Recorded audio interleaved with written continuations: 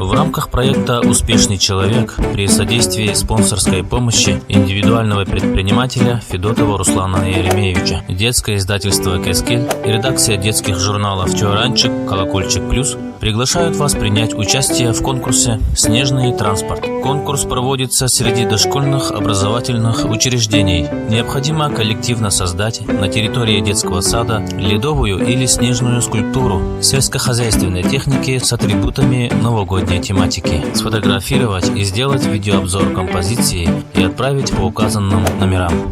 Условия.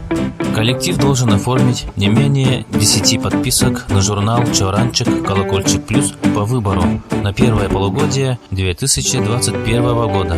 Прием работ до 22 декабря. Победители награждаются грамотами и подарочными сертификатами